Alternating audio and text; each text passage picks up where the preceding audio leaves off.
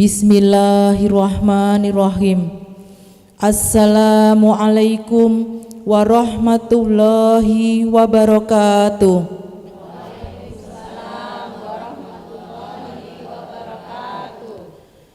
Alhamdulillahirabbil alamin. Wassalatu wassalamu ala asrofil anbiya'i wal mursalin Sayyidina Muhammadin wa ala alihi washabihi ajmain, amma ba'du. Kepada Pak Ustadz Haji Abdul Rahman yang saya hormati, Assalamualaikum Pak Ustadz. Waalaikumsalam warahmatullahi wabarakatuh. Saya akan menyapa dulu ibu-ibu Majelis Taklim Nurul Iman. Bagaimana kabarnya ibu? Ibu-ibu dari Majelis Taklim Al-Hikmah, bagaimana kabarnya? Sehat-sehat semua ibu? Kemudian ibu-ibu Majelis Taklim Nur Anissa, bagaimana kabarnya ibu? Dan juga saya menyapa seluruh pendengar RRI Perempat dimanapun berada. Marilah kita panjatkan puji syukur kehadirat Allah SWT atas limpahan rahmat, taufik, hidayah dan inayahnya pada kita semua, di mana hingga kini kita masih diberikan iman, Islam dan kesehatan, sehingga pada pagi ini kita dapat berkumpul bermuajahah di tempat yang penuh barokah untuk bertolabul ilmi bersama-sama dalam keadaan sehat walafiat. Tak lupa salawat dan salam, semoga Allah senantiasa mencurahkan rahmat pada junjungan kita Nabi besar Muhammad sallallahu alaihi wasallam beserta keluarga dan para sahabatnya, yang mana beliau adalah Nabi yang membawa syafaat Allah, dan mudah-mudahan kita selaku umatnya mendapatkan syafaatnya pula di akhir. Amin amin ya robbal alamin. Ibu-ibu yang dirahmati Allah SWT, acara pengajian bersama yang insya Allah mengisi Gema Mutiara Pagi dan Mimbar Agama Islam yang diselenggarakan BKMT Kabupaten Manokwari bekerja sama dengan RRI Manokwari. Sebelum kita mulai acara ini, perkenalkan saya Sunarmi yang akan memandu acara pengajian dari awal hingga akhir. Pemirsa dimanapun berada, marilah kita buka pengajian ini dengan mengucapkan basmalah. Bismillahirrahmanirrahim. Semoga acara yang kita laksanakan hari ini dapat keberkahan dari Allah SWT. Amin ya robbal alamin. Acara yang kedua, pembacaan ayat suci Al-Quran, lantunan ayat suci Al-Quran yang akan dibawakan oleh Ibu Hajah Herni Mustari dan Sarilitiwawah Ibu Nurhaini yang akan membacakan surat Ali Imran ayat 102 sampai 104. Kami silahkan.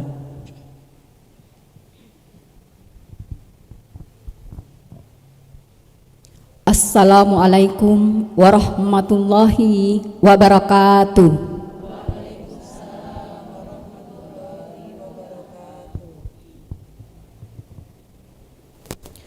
A'udzu billahi minasy syaithanir rajim.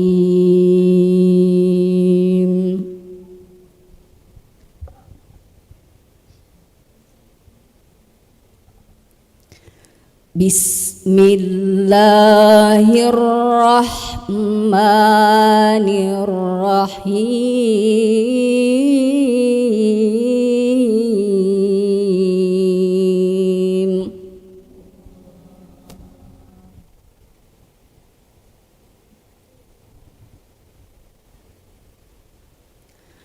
Ya ayyuhalladzina amanu taqullaha haqqa tuqatih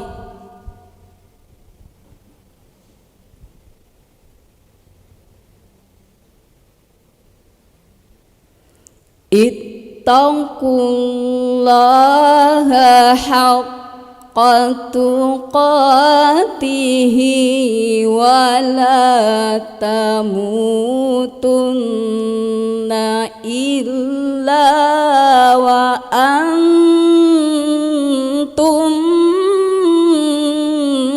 muslimun.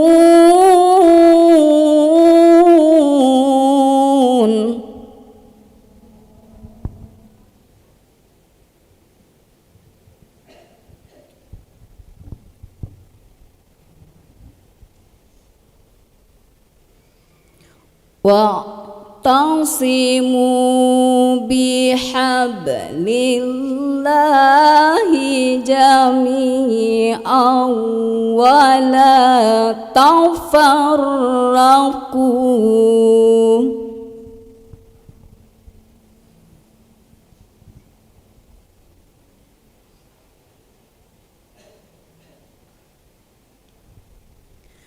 Wadhkuru ni'matallahi 'alaikum idh kuntum a'da'an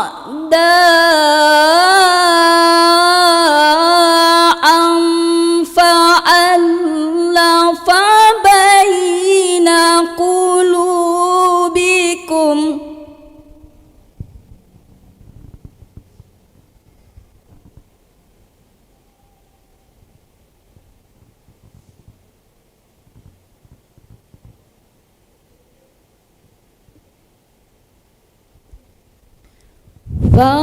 fa'alafa baina qulubikum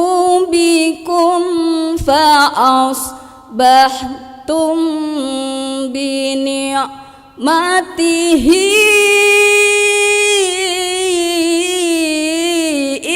ikhwana.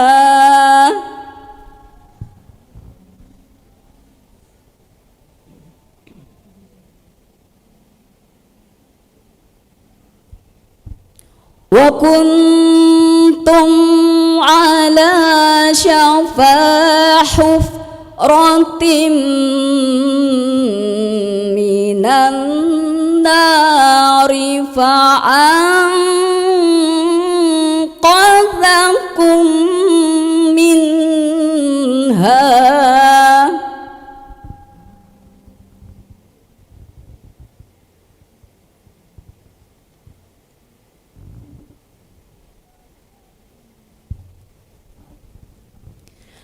Kadzalika yubayyinullahu lakum ayatihi la'allakum tahtadun.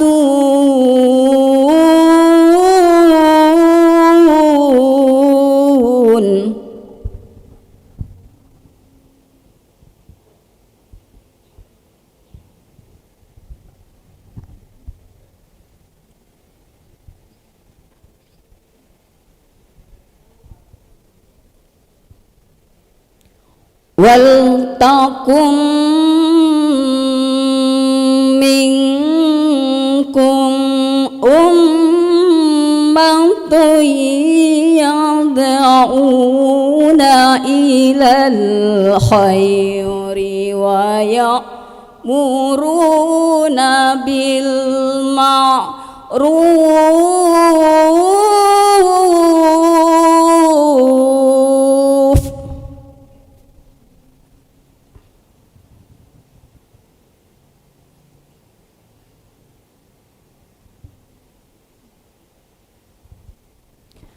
wa ya'muruna bil ma'rufi wa yanhauna 'anil munkar.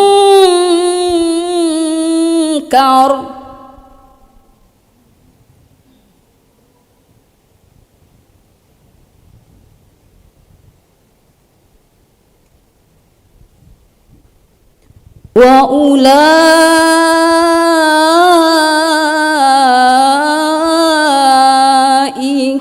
humul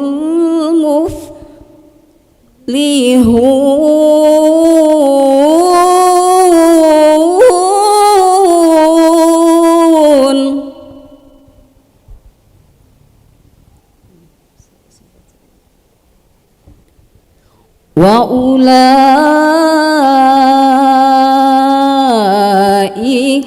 humul muflihun.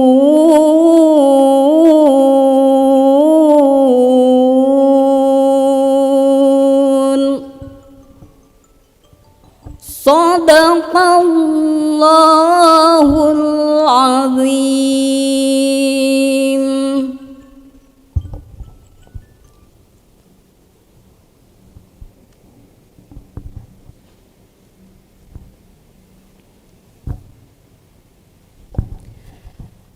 Aku berlindung kepada Allah dari godaan syaitan yang terkutuk. Dengan nama Allah yang Maha Pengasih, Maha Penyayang. Wahai orang-orang yang beriman, bertakwalah kepada Allah sebenar-benar takwa kepadanya, dan janganlah kamu mati kecuali dalam keadaan muslim.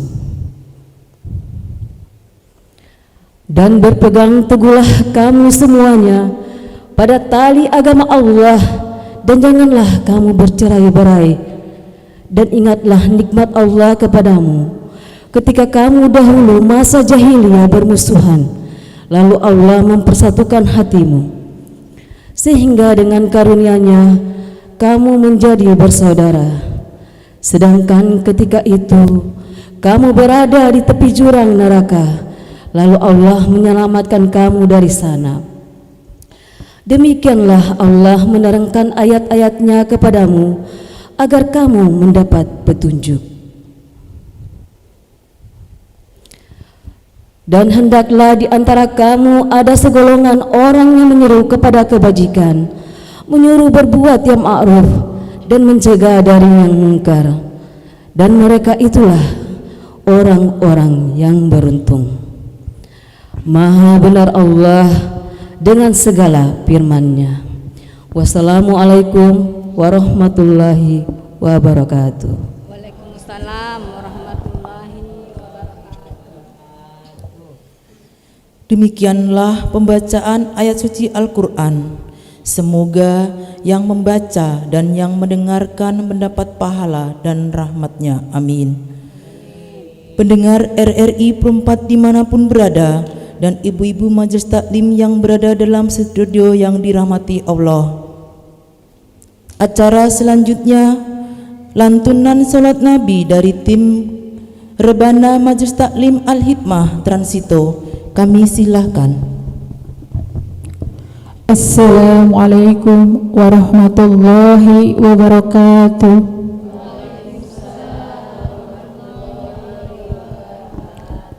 Allahumma salli ala Sayyidina Muhammad. Allahumma salli ala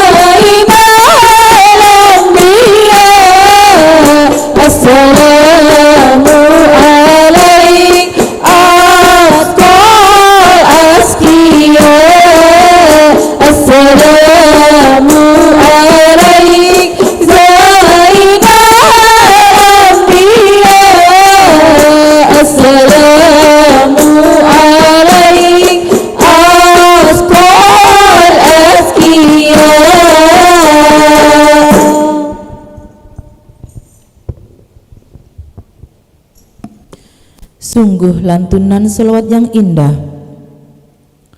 Acara selanjutnya tausiah yang sudah kita tunggu-tunggu, yaitu Mawidah Hasanah yang insya Allah akan disampaikan oleh Bapak Ustadz Haji Abdul Rahman. Kepada beliau kami silahkan. Bismillahirrahmanirrahim. Assalamualaikum warahmatullahi wabarakatuh.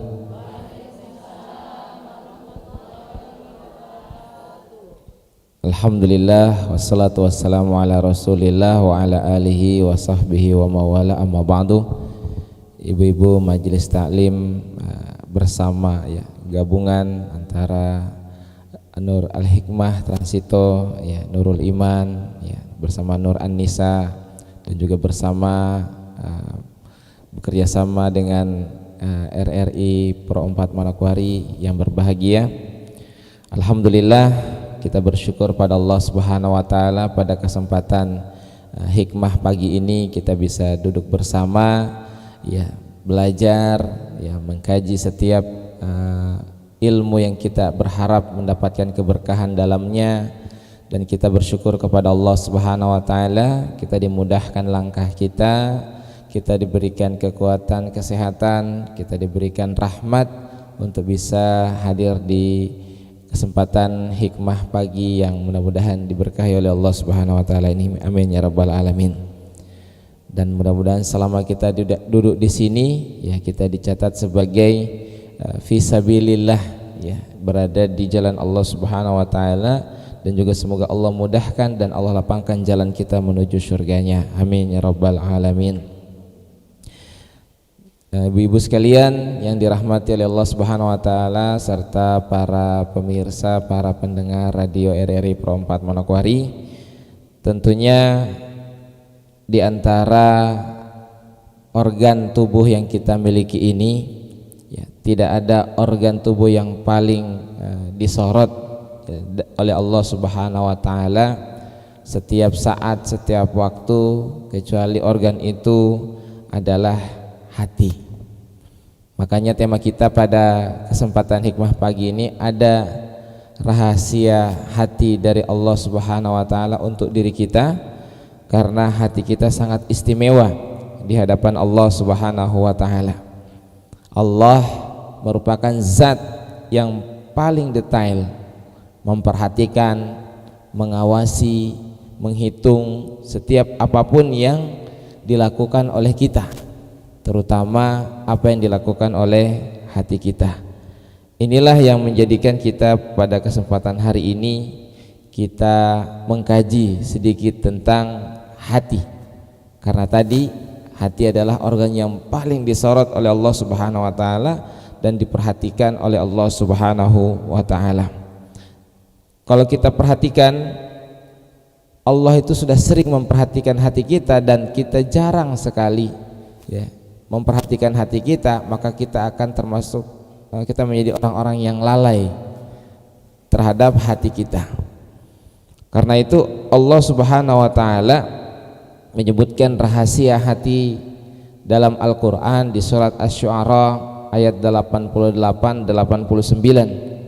Allah Subhanahu wa taala berfirman, yauma la yanfa'u malun wala banun illa man atallaha biqalbin salim.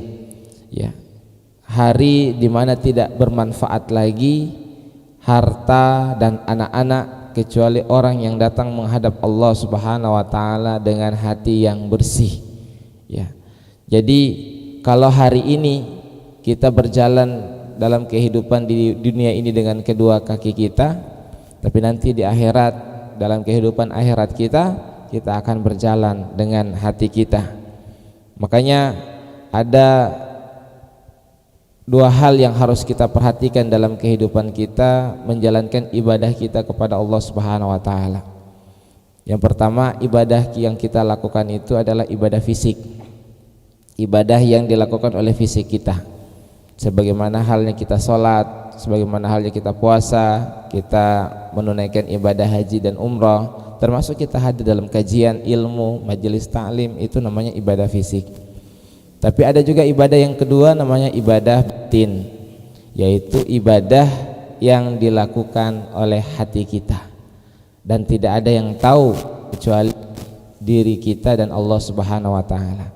Kita duduk sama-sama di majelis hikmah pagi di RRI ini, tentu tidak ada yang bakal tahu dengan sebelahnya apa isi hatinya. Ya, hanya kita dan Allah yang tahu. Nah, ibadah hati ini ya adalah contohnya ketika kita berusaha menata hati kita ikhlas, ya. Kemudian kita ridho dengan setiap ketetapan takdir Allah, kita tawakal dengan setiap hasil takdir yang Allah Subhanahu wa taala sudah tentukan.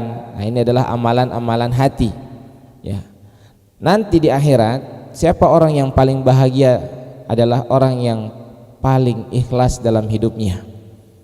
Makanya orang yang pertama kali juga dimasukkan dalam penjara nanti di nerakanya Allah Subhanahu wa taala adalah 3 orang yang melakukan amalan trending yang top, ya, top trending 3 amalan, tetapi mereka dimasukkan ke dalam neraka karena ada masalah dengan hatinya.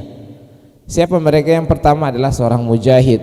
Ketika dia pengen disebut pemberani, ketika dia pengen dipanggil pahlawan, pengen disebut syahid, dan dia memiliki salah niat, ya. Yang kedua adalah seorang ahli ilmu, seorang ulama.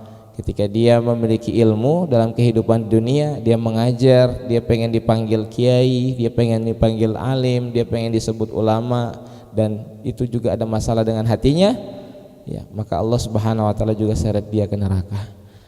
Dan yang ketiga siapa? Orang yang ahli sedekah, ya, karena ada masalah dengan hatinya, pengen disebut dermawan, pengen disebut orang baik, ya, maka Allah Subhanahu wa taala tidak ada hajat dengan sedekahnya, sehingga dia lebih mementingkan pujian-pujian manusia. Ini menunjukkan bahwasanya 3 amalan besar saja yang menjadi 3 top trending amalan yang dalam ibadah sekalipun, ketika ada masalah dengan hati, maka semua amal-amal ibadah kita akan tertolak oleh Allah Subhanahu wa taala. Disinilah kita perlu menghadirkan, ya, kajian tentang rahasia hati. Dalam hadis bahkan dikisahkan ada seorang sahabat Ansar dikatakan oleh Rasulullah SAW sebagai calon penghuni surga. Jadi suatu hari dalam kajian, dalam ta'lim, Nabi mengatakan kepada para sahabat, coba perhatikan sebentar lagi akan masuk calon penghuni surga. Semua melihat ke pintu siapa yang masuk. Datang orang basah wajahnya, habis berwudu, kemudian dia pegang tangan kirinya pegang sendal, dan dia duduk di majelis ilmunya Rasulullah. Hari kedua Nabi kemudian mengatakan lagi, akan datang nih calon penghuni surga. Semua melihat ke pintu, siapa lagi orangnya? Ternyata orangnya sama yang kemarin. Hari ketiga Nabi juga mengatakan akan masuk calon penghuni surga, tujuan juga orangnya sama. Kira-kira apa amalan dia? Ya, kalau kita penasaran, maka ada salah satu sahabat namanya Abdullah bin Amr bin As. Dia juga penasaran apa yang dilakukan sahabat ini sehingga dia menjadi calon penghuni surga. Akhirnya dia minta izin untuk bermalam di rumahnya, ya, karena ada masalah dengan ayahnya sehingga dia tidak mau ketemu ayahnya 3 hari ke depan. Dia minta izin bermalam 3 hari 3 malam. Dia pengen melihat apa amalan dia. Ternyata setiap malam dia perhatikan, tidak ada amalan yang istimewa. Tahajudnya juga jarang. Setelah 3 hari 3 malam bermalam, dia pamit, ya, dan dia bertanya, saya itu sebenarnya tidak ada masalah dengan bapak saya, cuma saya itu penasaran apa yang kamu lakukan sehingga Nabi mengatakan kamu calon penghuni surga. Maka sahabat itu mengatakan, ya, kamu sudah bermalam dan melihat kebiasaan saya, biasa-biasa saja, cuma ada satu amalan yang saya lakukan sebelum saya tidur, saya ikhlaskan, saya maafkan orang yang hari ini menzalimi saya, orang yang hari ini menyakiti saya, mungkin iri saya ikhlaskan, dengki saya hapuskan gitu. Jadi sebelum tidur dia maafkan kesalahan-kesalahan orang. Ternyata ada orang yang amalan zahirnya, fisiknya biasa-biasa saja, kurang bahkan, tetapi disempurnakan oleh amalan hati. Dan ini menunjukkan bahwasanya amalan hati itu merupakan amalan yang nanti di akhirat yang akan memberatkan timbangan mizan kita di akhirat nanti. Nah, ibu-ibu sekalian yang dirahmati oleh Allah Subhanahu wa taala, jangan sampai kita remehkan amalan hati ini. Tapi juga jangan juga kita remehkan amalan zahir, ya. Kan ada juga orang-orang yang mengatakan, sudah Ustadz, yang penting kan hatinya, jadi amalan zahir itu tidak penting. Salah juga, ya. Jangan sampai kita meninggalkan amalan zahir karena lebih mengutamakan amalan hati, ya. Itu juga salah, ya. Kan ada orang bilang, Ustadz, saya tidak mau pakai jilbab, yang penting hati saya baik, gitu kan? Nggak ada yang begitu. Jadi orang kalau hatinya baik, insya Allah dia akan juga mentaati perintah Allah dengan menutup aurat, kan? Ada juga orang yang mengatakan, Ustadz, saya lihat tuh mereka sholat tapi orang juga korupsi, ya kan? Aduh, lebih baik tidak usah sholat sudah, tidak korupsi. Jangan juga, itu juga salah. Orang itu kalau hatinya baik, maka dia tetap melaksanakan sholat dan dia juga tidak korupsi, ya. Jadi amalan zahir juga penting, ya. Ibu-ibu sekalian yang dirahmati oleh Allah Subhanahu wa taala, dan hati kita memang tidak kelihatan, ya. Tapi hati merupakan salah satu komponen yang penting yang di dalam kita beribadah kepada Allah Subhanahu wa taala, ya. Karena hati kita ini memang penting, ya, tanpa kita tetap juga menafikan dan tidak memandang sebelah mata amalan zahir. Nah, makanya dalam sebuah riwayat hadis juga Nabi mengatakan, ya, ala inna fil jasadi mudghah, ya, ketahuilah sesungguhnya dalam tubuh ini ada segumpal daging. Jika daging ini baik, maka baik seluruh amalnya, dan jika daging ini rusak, maka rusak seluruh amalnya. Segumpal daging itu adalah hati. Ini menunjukkan bahwa hati ini adalah raja, ya. Yang menjadi masalah ketika manusia sudah tidak memperhatikan hatinya, ketika manusia sudah tidak pernah menjaga hatinya, maka ketika ada datang masalah-masalah yang dia hadapi, dia akan susah untuk mendapatkan jawaban, ya. Kenapa? Karena alat untuk mendapatkan jawaban yang benar itu sudah rusak karena jarang diperhatikan. Ibaratnya anak-anak kalau kita ujian sekolah, kita harus menjawab dengan pulpen atau kita harus menjawab dengan pensil 2B, tapi kita punya alat tulis itu sudah rusak, kita bingung menjawabnya bagaimana. Nah, sama ketika manusia sudah tidak pernah menjaga, memperhatikan hatinya, maka dia akan susah untuk mendapatkan jawaban yang benar ketika dalam kehidupan dia temukan masalah-masalah. Makanya kalau kita perhatikan, Nabi SAW diutus oleh Allah Subhanahu wa taala ke dalam ke muka bumi ini, ya. Salah satu dari beberapa tugas utama Nabi adalah bagaimana memberikan pendidikan hati.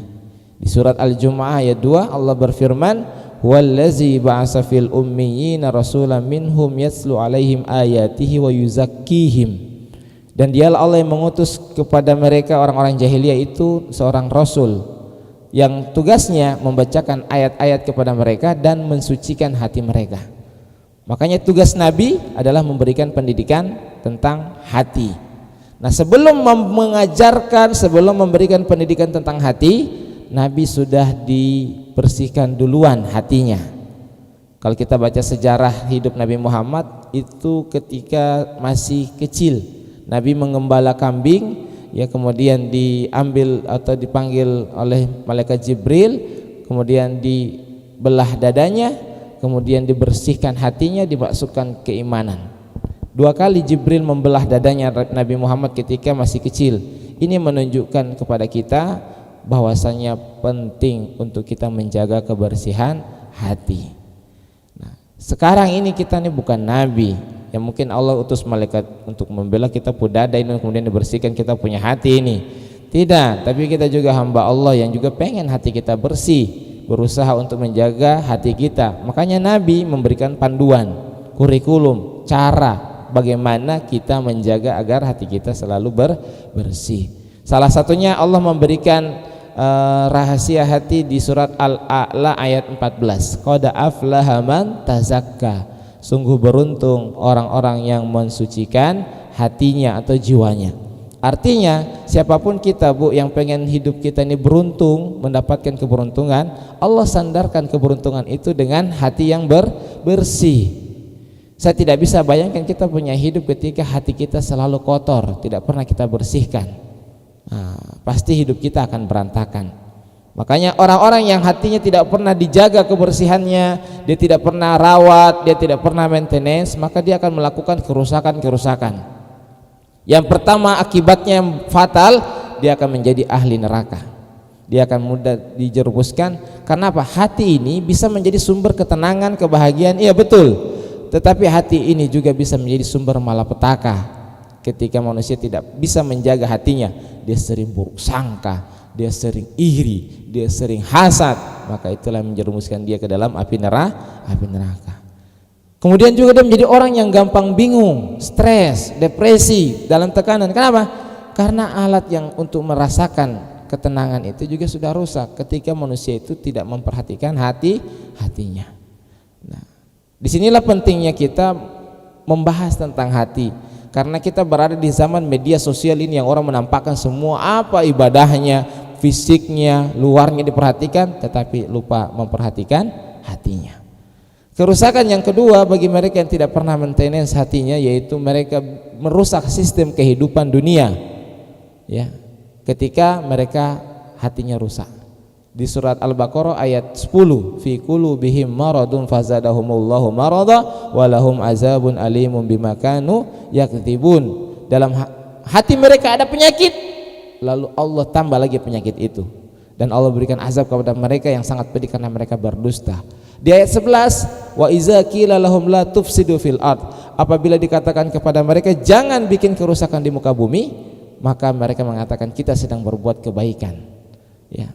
Orang-orang yang merusak sistem negara, sistem pemerintahan, kehidupan di muka bumi ini rusak, itu karena hati mereka rusak. Ya, ayat 10 dan ayat 11 ada hubungannya. Dan yang ketiga, orang-orang yang tidak pernah jaga hatinya, biasanya penyakit-penyakit fisik itu gampang masuk kepada orang yang punya penyakit hati. Jadi yang sering asam urat, kolesterol, darah tinggi, diabetes, coba kita cek dulu, jangan-jangan ada masalah dengan kita punya hati ini. Ya. Kenapa? Karena Imam Ibnul Qayyim mengatakan, ya, ketika dia menulis dalam sebuah kitab Ad-Dawa Dawa, ya, penyakit dan obatnya itu, ada pasien datang kepada dia. Dia juga seorang ulama tapi juga seorang tabib. Sebelum saya bertanya tentang keluhanmu, sakitmu apa, saya ingin bertanya apa yang kamu alami dengan hatimu? Apa yang hatimu rasakan sekarang? Apakah kamu sedang dendam?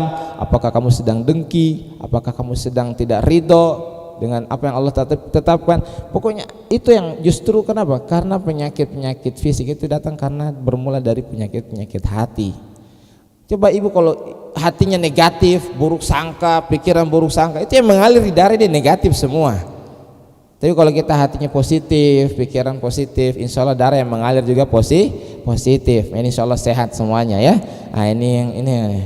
Dan yang keempat sebelum terakhir ya, yaitu orang itu gampang sombong kalau dia tidak pernah jaga depu hati. Ya. Apa yang saja bisa dia sombongkan, hartanya dia bisa gampang sombong, nasabnya, keturunannya, ya, apakah dia keturunan bangsawan atau tidak, dia sombongkan. Jangankan orang yang di luar sombongkan dengan apa yang dia miliki, orang yang ahli ibadah pun bisa sombong dengan ibadahnya ketika hatinya masalah. Iblis dulu itu taat, dekat dengan Allah, dekat dengan derajatnya lebih tinggi dari malaikat juga di surga tempatnya, tetapi yang membuat iblis itu binasa kan karena kesombongannya. Nah, di sinilah kita belajar ya. Nah, ini pentingnya kita harus menjaga hati kita. Makanya kalau sholat itu kita sering mengucapkan Allahu Akbar, Allahu Akbar, Allahu Akbar. Karena apa? Untuk meredam kesombongan dalam diri kita. Dan yang terakhir, orang yang tidak pernah jaga hatinya, maka hatinya rusak sehingga dia tidak pernah bisa bedakan mana kata hati, mana kata hawa nafsu, mana kata setan. Ya, karena alat itu udah rusak. Ya, ketika dia bermaksiat kepada Allah Subhanahu wa taala, dia buka auratnya, dia buka hijabnya, kemudian dia bilang saya ikuti kata hati saya, Ustaz. Jangan, ya, bukan salah kata hati, tetapi justru hawa nafsunya itu yang mendominasi dia sehingga apa? Kata hawa nafsu, kata setan, dia kira itu kata hati. Ya, kadang ada orang juga mungkin dia melakukan maksiat, kemudian dia mengatakan saya bikin begini karena saya ikuti kata hati saya. Ya, kenapa? Itulah dia orang yang tidak pernah jaga hatinya, dia tidak pernah bisa bedakan mana kata hati, mana kata hawa nafsu, mana kata setan. Mudah-mudahan bermanfaat, ibu sekalian dirahmati Allah Subhanahu wa taala, sekalian tentang rahasia hati dari Allah Subhanahu wa taala. Demikian, wabillahi taufiq wal hidayah. Assalamualaikum warahmatullahi wabarakatuh.